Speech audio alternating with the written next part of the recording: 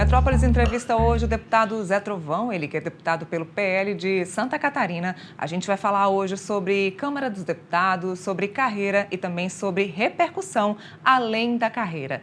Obrigada pela sua participação aqui com a gente, deputado. Muito obrigada por ter vindo aqui até o Metrópolis. Neila, eu que agradeço pelo convite. Eu acho que é importante esse contato entre o parlamentar e a imprensa. Isso é o que faz a gente prosperar, mostrar para todo o público que a gente está fazendo, né? O que há de nós, o que se não fosse as redes sociais também para nos ajudar, e jornais como Metrópolis e outros que nos atendem, que nos procuram para falar sobre o nosso trabalho e às vezes esclarecer fatos que ficam com ponto de interrogação. Falando de mim como repórter, eu já te acompanho há bastante tempo, antes mesmo da política. Mas eu vou começar agora pelo final.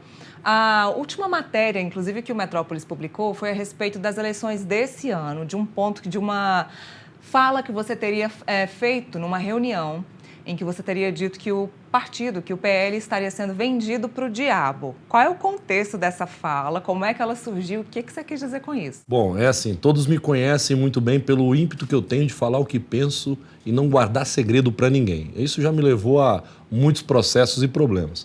A verdade é que essa reunião foi uma reunião entre assessores, a minha equipe técnica, e nós estávamos numa conversa e um dos meus assessores, que inclusive hoje não faz parte mais do meu gabinete, estava gravando essa reunião, sem a minha autorização, claro, e de uma forma criminosa.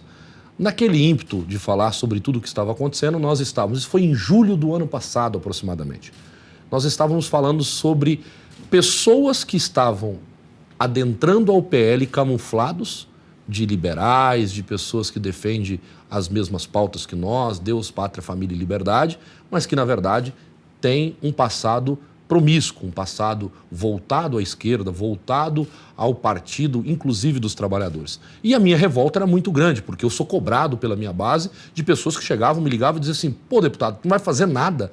Tem pessoas da esquerda entrando aqui na nossa base eleitoral e o senhor não vai fazer nada? Eu disse: olha, a gente não tem o conhecimento de tudo, mas eu vou averiguar. E no meio de toda essa confusão, numa reunião, eu disse: caramba, desse jeito nós não vamos fazer nem prefeito nem vereador. Mas quando eu digo não fazer nem prefeito nem vereador, eu não estou falando que nós não vamos eleger pessoas. Nós não iríamos fazer prefeitos e vereadores que estavam pautados com a nossa mesma bandeira. E aí eu disse, no ímpeto, estressados, o PL está se vendendo para o diabo desse jeito, a gente não pode permitir. A conversa, ela é muito profunda, então tem coisas que eu não vou lembrar de como foi essa conversa. Mas eu estava expressando a indignação, e digo ainda no vídeo, eu não aperto a mão de corrupto, eu não aperto a mão de bandido, e o Zé Trovão Paz e Amor acaba aqui. Agora é sangue na cara, e petista é vagabundo, e comunista, e acabou. E as pessoas que ouviram esse áudio, viu essa clareza de quem sempre propagou essas palavras de uma maneira em todos os âmbitos. Eu fui eleito por ter esses posicionamentos, por ser uma pessoa, às vezes, áspera nas minhas palavras. Às vezes erroneamente, mas a gente acaba falando o que pensa. A nossa transparência é isso. E aí criou todo esse cenário que as pessoas tentaram, de alguma maneira, pegar a figura do Zé Trovão e colocar como um cara sem postura ou uma pessoa contraditória ao PL. O PL sabe, o presidente Valdemar, o presidente Bolsonaro, sabe claramente da minha fidelidade. Eu passei 51 dias numa cela de um presídio e 18 meses de tornozeleira por defender o meu país. E briguei muito na eleição de 2022, defendendo o governador do meu estado, que é um exemplo, Jorginho Melo. Defendendo muito o nosso senador, Jorge Seife, que as pessoas tentavam criar narrativa contra eles e eu era o único que peitava de frente, que batia de frente. Inclusive, criei caos com um dos amigos do presidente Bolsonaro, João Rodrigues, numa discussão profunda que eu tive com ele, porque ele era opositor do nosso governador naquele momento. Então, a minha posição com relação ao partido sempre foi muito íntegra. Eu defendo o partido, mas eu não defendo pessoas que queiram se camuflar dentro do nosso partido e fazer aquilo que eu não aceito. Bandido tem que ficar no partido de bandido. E partido de bandido é lá na esquerda, PT, PSOL, Rede e os outros partidos. O PL é lugar de gente séria, pessoas que têm um compromisso conosco. Mas nesse áudio você ainda deixa claro que o ideal seria que Bolsonaro saísse do PL para ir para o Partido Novo, que seria o único partido que ainda não estaria corrompido, e que Valdemar não teria culpa do partido estar sendo vendido para o diabo. Exato. O Valdemar não... Eu disse, inclusive, ontem, em uma das minhas entrevistas, eu disse, o presidente Valdemar não consegue controlar o partido nacionalmente. É muita gente, é muitos lugares, é muitos municípios. Nós temos mais de 5 mil municípios, são 26 estados, mais o Distrito Federal. Então, assim, eu disse, o presidente Valdemar não consegue ver o que está acontecendo em todos os cantos. Quem enxerga isso somos nós. E quando eu falei sobre o Novo, foi num ímpeto de estresse de dizer, e que realmente a gente não pode falar que o Partido Novo é um partido corrupto, porque nunca teve um escândalo de corrupção, é um partido que veio com outras diretrizes. Mas não concordo, eu mesmo não concordo com a minha fala, não acho que o presidente tem que sair do PL.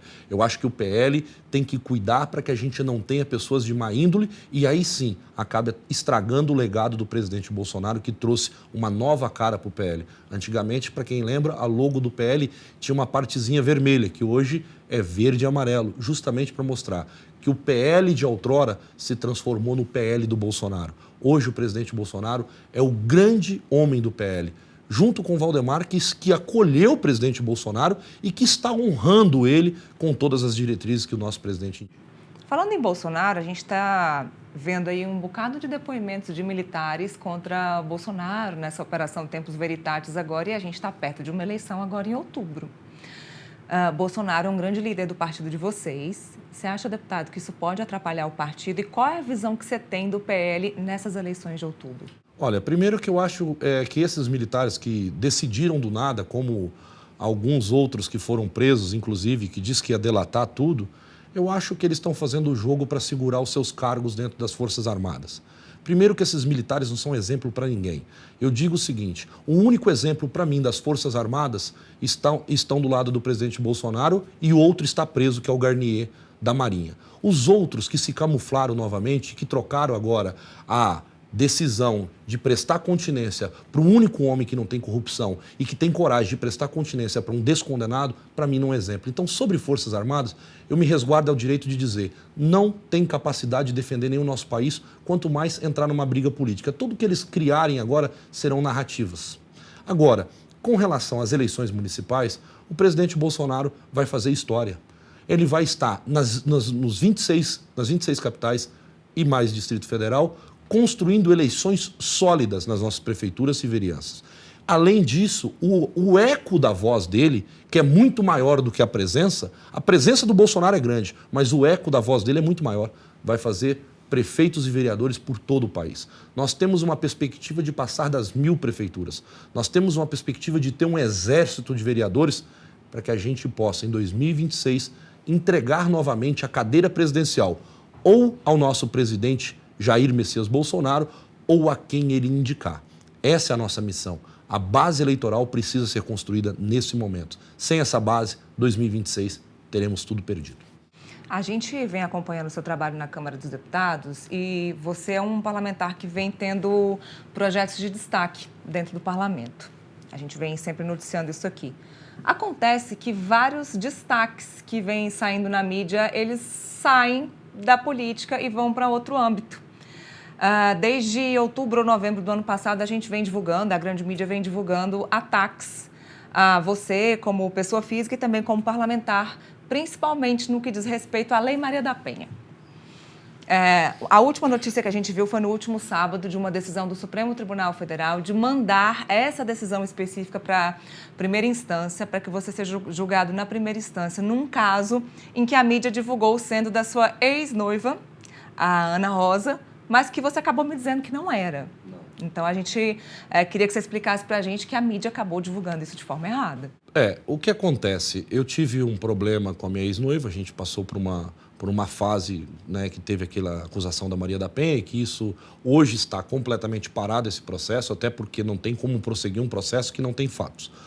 E eu tive um outro problema que eu não posso comentar porque está em segredo de justiça, e que esse problema me trouxe até um pedido de prisão dentro do STF.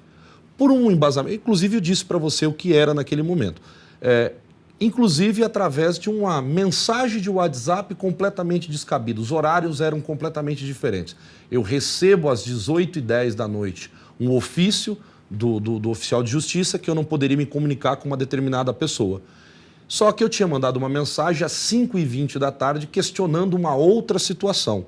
A pessoa pegou essa mensagem achando que eu estava quebrando essa decisão, que eu nem tinha conhecimento, e o advogado dela mandou para o juiz pedindo a minha prisão. O juiz da primeira instância de Santa Catarina encaminha para o STF nega primeiro, porque junto à minha defesa encaminhou todos os fatos que desmentiam a narrativa criada por esta pessoa, e acabou que o STF devolve isso para a primeira instância.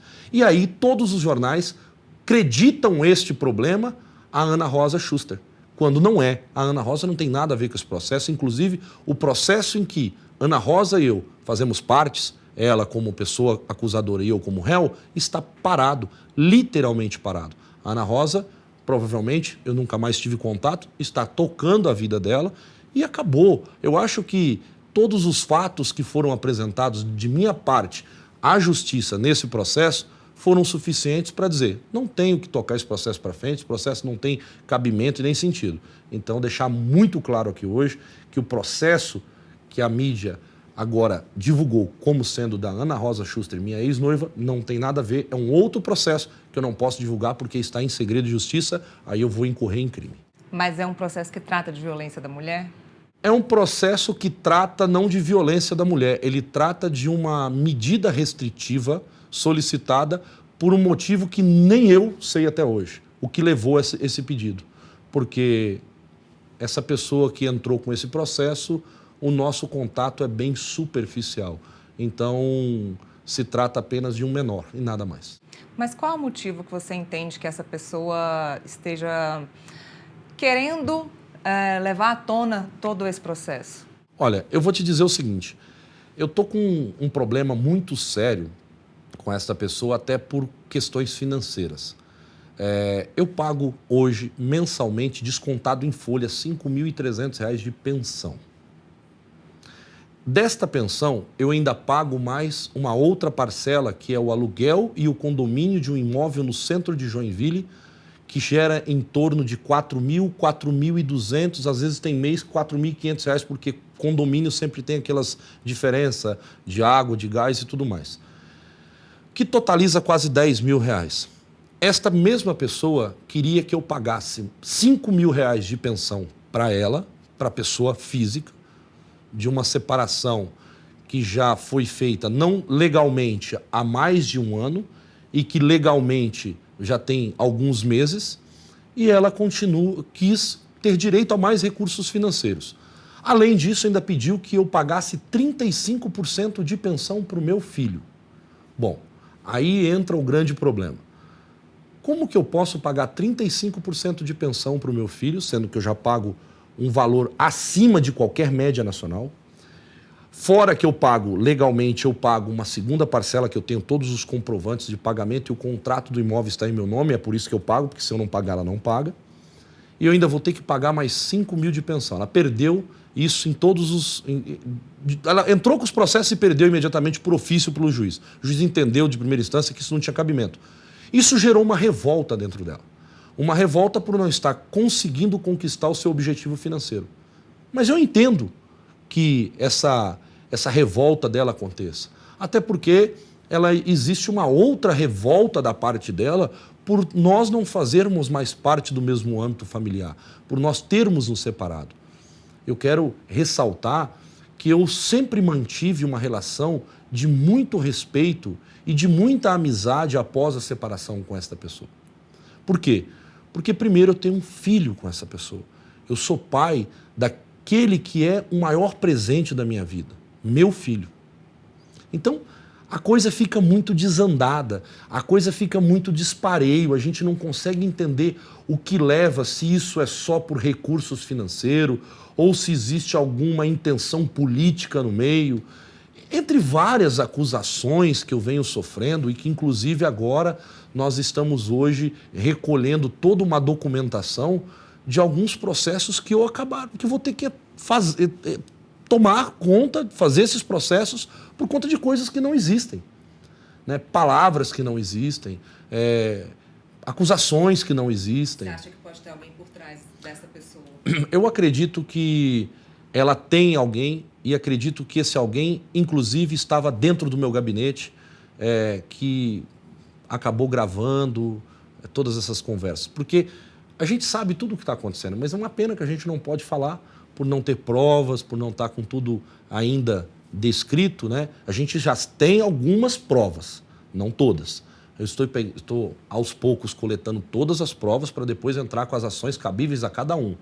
Porque o que estão fazendo hoje é injúria. O que estão fazendo hoje é um crime.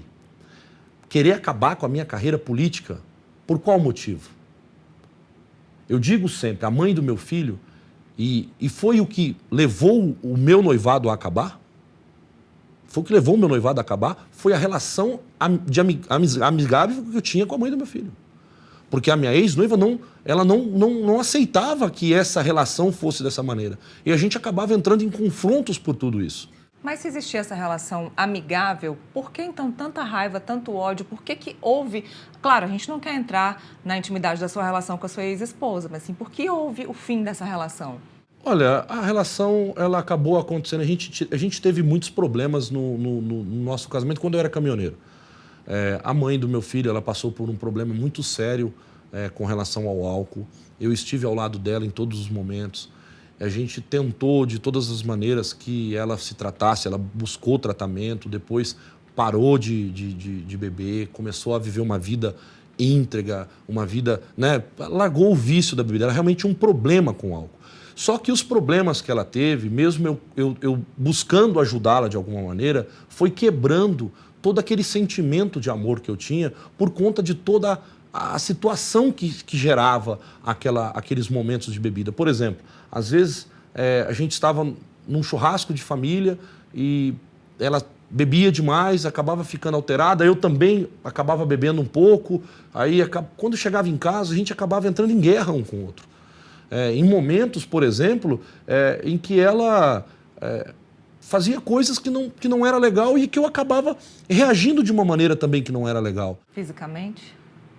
Olha, fisicamente nós tivemos uma única vez que aconteceu, foi um dia que ela pegou uma lata de Baygon, aquelas grandes, e deu no meu olho e eu acabei revidando com um tapa na cara. Fisicamente foi a única vez que aconteceu e isso me criou um arrependimento muito grande dentro do meu coração, porque um dia ficará provado, inclusive no outro caso, que eu jamais agrediria uma mulher, não tenho capacidade para isso, até porque você conhece meu tamanho, sabe da minha força, não tem como eu agredir uma mulher e essa mulher não sair muito machucada. Ela não te denunciou por conta desse tapa? Não me denunciou, até porque foi um momento em que os dois acabou agredindo um outro, né? A gente acabou agredindo, eu era apenas um caminhoneiro, um desconhecido no mundo também. E aí, no outro dia, sentamos, conversamos. O que permeou toda a nossa relação foram várias ações minhas, também erradas. Eu assumo cada erro que eu cometi com a mãe do meu filho. Eu assumo os erros, por exemplo, de quando eu acabei traindo a confiança dela, e não só a confiança, traindo a pessoa física dela. Estava na estrada, a gente tinha uma relação muito conturbada, e em alguns momentos eu fiz muitas cagadas também. Então, eu não culpo ela por tudo que aconteceu. Eu acho que tanto eu quanto ela somos culpados pelo fim do nosso relacionamento. Eu cometi erros que, olhando hoje, eu jamais cometeria novamente. Por exemplo, quando eu traí a mãe do meu filho e ela descobriu a traição e ela me perdoou, aquilo ficou uma marca na nossa relação. Isso acabou criando mais problemas futuros, porque ela acabou se tornando uma pessoa desconfiada, ela não acreditava mais em mim e a coisa, eu compreendo, eu também nunca mais acreditaria. E isso acabou levando a outras discussões, e essas discussões levaram a momentos ruins da nossa vida. Mas hoje, Nélia, eu não queria mais que isso tudo estivesse acontecendo. Hoje eu só queria ela como uma amiga, eu só queria ela como a mãe do meu filho. Eu estou há mais de um mês sem poder ver o meu filho. Vai para 2 meses que eu não consigo pegar o meu filho para ficar com ele. Eu fiquei com ele final de ano, 40 dias que ele ficou de férias, ele ficou comigo. Nós tínhamos um acordo, inclusive judicial, que o meu advogado e o advogado dela assinaram esse acordo, onde eu pegaria ele em dezembro e devolveria ele só no final de janeiro. Cumpri conforme estava no documento. E logo depois disso, ela quis impor regras para que eu voltasse a ver meu filho, pegando meu filho, por exemplo, às 9 da manhã, entregando às 18 horas.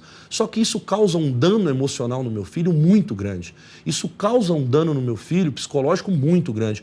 Porque toda vez que o meu filho está comigo, ele não quer voltar. Porque ele tem pouco tempo comigo. Então, quando ele está comigo, ele quer ficar comigo. Ele quer aproveitar cada segundo. Meu filho, eu e ele, nós temos uma ligação tão grande, tão especial entre um e outro, que chega a ser assim, ó, completamente fora do normal. O meu filho, ele vibra na mesma energia que eu vibro.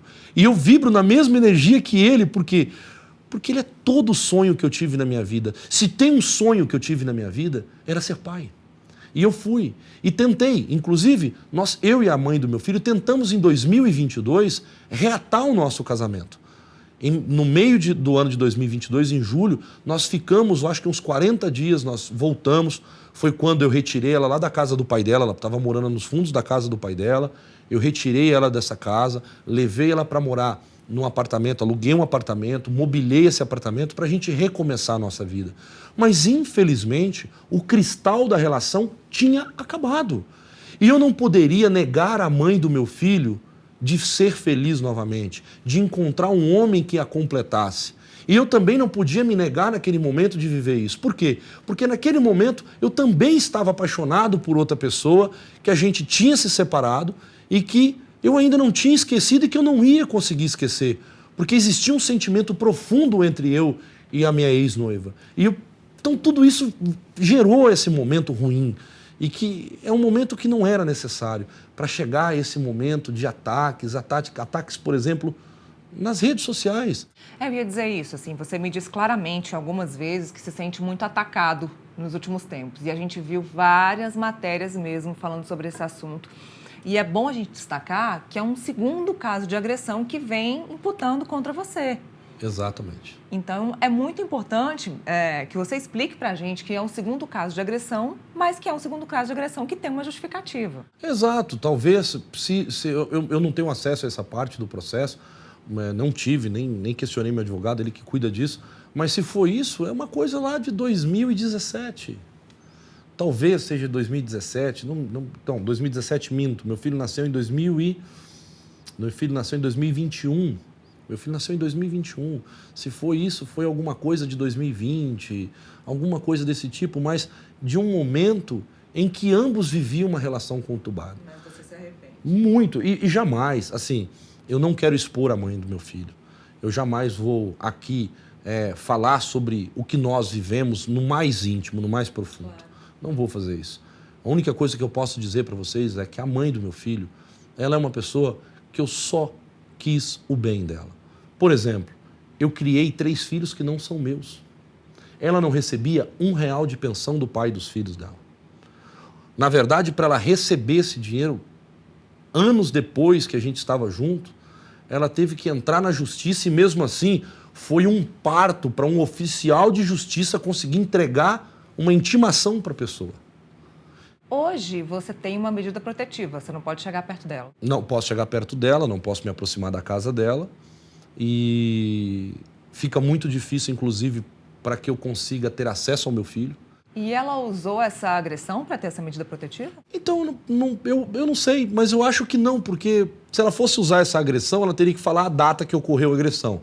Ela ia falar 2020, 2021, sei lá quando foi isso aí, eu não me lembro, que foi uma cena ridícula, horrível entre nós, mas se ela fosse usar isso, ela ia ser negada. Eu ia dizer, mas pera lá, 2020, 2021, não tem como aceitar mais, já prescreveu o caso. A não ser que tenha alguma coisa agora. O que ela usou para essa medida protetiva, existe uma tal de uma... Ela, numa parte lá do inquérito, eu acho que deve ter alguma coisa que leva a isso. Eu não sei como está em segredo de justiça, e eu também, mesmo que eu soubesse, eu não poderia falar. Mas eu realmente não sei. Meu advogado, ele é muito sucinto comigo, ele fala, cara, tem problema demais, eu vou te passar o que é necessário sobre esse processo. Mas hoje, o que eu vim realmente, e queria deixar claro para você e para todos que vão assistir, é que o Zé Trovão não é nenhum santo. O Zé Trovão não é ninguém perfeito. O Zé Trovão não é o herói que veste capa. Eu não sou herói de nada. Eu sou um brasileiro comum. É igual a qualquer pai de família, igual a qualquer ser humano que comete erros, que comete falhas, que tem uma vida pregressa antes da política, mas que manteve sempre uma honestidade acima de tudo, um respeito acima de tudo. Se formos falar hoje sobre, como você já me perguntou, o que leva a mãe do teu filho a talvez querer criar todo esse dano na sua vida, eu acho que talvez seja uma tristeza por não estar vivendo esse momento ao meu lado. Não sei se é isso. Algumas pessoas me relatam de casos, por exemplo, que ela diz para pessoas na rua que, inclusive, eu maltratava os filhos dela. E eu disse, cara, mas por que fazer isso? Para que dizer essas coisas? Não, e é bom lembrar que ela também é do PL. Ela é uma peça importante lá em Joinville. Ela, na verdade, não mais. Não né? mais, mas foi. Ela foi do PL, inclusive eu tive que pedir para que a direção do partido tomasse a atitude de retirar, porque eu disse, olha, eu estou tendo um processo com uma pessoa que está dentro do PL, que era presidente do PL Mulher, e eu não posso que isso continue assim. A gente não pode ter dentro do nosso partido, na direção do partido, dentro da minha cidade, uma pessoa que hoje eu tenho um processo judicial que eu não posso me aproximar dela. Como que eu faço para ir no evento? Quem vai no evento? A presidente do PL ou o parlamentar do PL? Aí a gente tem que Então, ela deixou o partido por um pedido seu. Ela deixou um partido por um pedido meu à direção, eu expliquei o caso, falei, olha, porque eu não podia mais me aproximar dela. Como que seria um evento do PL? Ela ia fazer o quê? Chamar a polícia para me prender? Olha, ele se aproximou de mim, mas o evento é do meu partido. Quem tem hoje, dentro do partido, a autoridade legislativa sou eu. Então, se tem um evento, quem tem que estar lá sou eu. Então, a gente acabou, o PL, inclusive, entendeu o consenso, o corpo jurídico do PL falou, não, realmente não tem como, se tem uma medida protetiva, nós vamos ter que retirar ela do PL. E, assim, nunca foi uma questão pessoal minha, muito pelo contrário, ela sempre fez parte, mesmo a gente separado, ela entrou como presidente do PL, eu nunca me opus, não foi um pedido meu, né? Não foi um pedido meu, decidiram lá, porque ela é muito amiga da esposa... Da Michele. Não, ela é muito amiga da Michele, não, ela é muito amiga da esposa do Sargento Lima, que é deputado estadual de Joinville. Então, como elas são muito amigas e estavam trabalhando e fazendo um trabalho pelo PL, eu não me opus àquilo. Mas chegou um momento que ficou insustentável aquela situação. E hoje está se tornando uma coisa mais insustentável, porque essa guerra que está sendo criada e que ela pode falar o que for, vai fazer mal só para uma pessoa. Não é para mim e não é para ela. Vai fazer mal para o meu filho. Vai fazer mal para o Antônio, que tem 2 anos e 6 meses, vai fazer 2 anos e 7 meses agora, no mês que vem, e que não tem culpa alguma dos pais não terem mais uma relação de marido e mulher. Nós precisamos manter a relação de respeito. Eu sempre disse isso para ela. Inclusive, eu sempre falei para as pessoas o seguinte, a Jéssica é a pessoa mais especial da minha vida, porque ela é mãe da pessoa mais especial da minha vida. Eu nunca vou querer o mal da Jéssica. O mundo pode se acabar hoje. O mundo pode fechar o tempo hoje. Se eu precisar voltar a ser caminhoneiro hoje, eu vou continuar trabalhando sem nenhuma restrição para dar o melhor para o meu filho. E quando eu falo meu filho, também chega até o lar dela. Porque tudo que eu faço, eu não faço só para ela. Não faço só para ele. Porque 5 mil reais, ele não come 5 mil reais por mês. De uma maneira ou de outra, está ajudando os irmãos dele a ter uma outra roupa, um material escolar, uma alimentação para todos, um conforto. Eu disse para você ontem, eu gastei quase 30 mil reais só para mobiliar uma casa e dar um conforto para eles. Isso é mérito? Não, é obrigação. A obrigação de um pai é entregar o melhor cenário dos mundos para o seu filho. E eu amo os filhos dela como se fossem meus filhos também. Eu jamais poderia, em qualquer momento da história, fazer nada diferente. Por exemplo, a minha ex-noiva, ela tem 2 filhos que eu amo de paixão. Um é a Camila, que é uma menina já adulta, veterinária, de excelente qualidade, e o outro é um garoto, o Francisco. Eu tenho um amor tão grande por eles e por toda a família, pelos irmãos dela, pelas cunhadas, por todo mundo, porque a gente acaba criando um elo de respeito, assim como pela Jéssica. A mãe do meu filho, eu tenho uma relação com a família dela antes de conhecê-la. Por exemplo, o tio dela, que é irmão do pai dela, que infelizmente hoje é falecido, tio Zezinho, que eu considerava como um pai, que no dia que ele faleceu, eu saí daqui da Câmara, numa terça-feira, que ele se faleceu através de um acidente de trânsito, foi o pior momento da minha vida, porque eu considerava um pai, ele me acolheu em Santa Catarina. Então, antes de conhecer a Jéssica, eu tive o primeiro contato com a família dela. Antes de estar junto com com a mãe do meu filho, eu estava com a família do meu filho. E hoje, dói. Eu estou há meses, por exemplo, sem poder ver a pessoa que me acolheu dentro de casa, que é a tia dela, que eu chamo de mãe. E eu não posso ir lá, por quê? Porque na medida protetiva diz que eu não posso estar próximo dela e nem dos familiares. Deputado, falando nisso, e para a gente finalizar, o senhor tem medo que saia mais alguma coisa contra você? Eu falo porque a gente vem vendo pitadas, né? Uhum. Pílulas saindo aí na imprensa. Posso te falar? Vai sair muito mais coisa. Eu tenho plena certeza que eles devem ter muitos áudios gravados. Porque quem gravou uma, duas conversas, gravou todas. Sabe o que me deixa tranquilo? Mostre todas. Porque em nenhuma delas eu estou vendendo meu voto, em nenhuma delas eu estou fazendo acordo financeiro com ninguém. O que tem vai ser um cara que muitas vezes gritou dentro do gabinete, e eu faço isso muitas das vezes porque o dinheiro que é pago, o salário de cada assessor meu, é um dinheiro sagrado do imposto de cada cidadão brasileiro. E às vezes eu estou estressado e falo alto, brigo, que é um erro, mas é meu ímpeto, às vezes acontece. Vai me dizer que na direção de uma televisão ou de um programa como esse, o diretor às vezes não dá um surto com todo mundo e berra com todo mundo porque está fazendo alguma coisa de errado. Acontece. Talvez eles vão ter mais um áudio falando alguma coisa de outra pessoa, de dizer como foi em outro momento. Eu não concordo com esse ou com aquele político, eu acho que esse político não merece estar nessa cadeira por isso ou por aquilo. Ou eles vão ter áudios meus falando que vocês são tudo doido, maluco, estão fazendo merda. Mas nada que vai te comprometer. Então, assim, cria-se uma rusga, cria-se um problema, cria. Mas eles apresentem um áudio aonde eu fui buscar uma mala de dinheiro, apresente um áudio aonde eu fui entregar uma emenda e receber, como é de costume de muitos parlamentares bandidos, os 10% de um prefeito. Isso a minha vida não permeia. Como eu disse no meu áudio, eu não aperto a mão de vagabundo, eu não faço acordo com vagabundo, eu não gosto do PT, eu tenho nojo do PT, eu tenho nojo da esquerda, não das pessoas. Quem diz que odeia pessoas perdeu o princípio básico da vida, que é amor ao próximo. Eu odeio a ideologia do PT, eu tenho nojo dessa ideologia que destrói famílias, lares e conturba a cabeça das nossas crianças. O resto não. Eu torço todos os dias e oro todos os dias quando eu dobro o meu joelho. Todas as vezes que eu dobro o meu joelho, eu falo, Deus, coloque no coração de cada pessoa dessa o arrependimento, para que a gente possa construir um país que realmente seja para os brasileiros.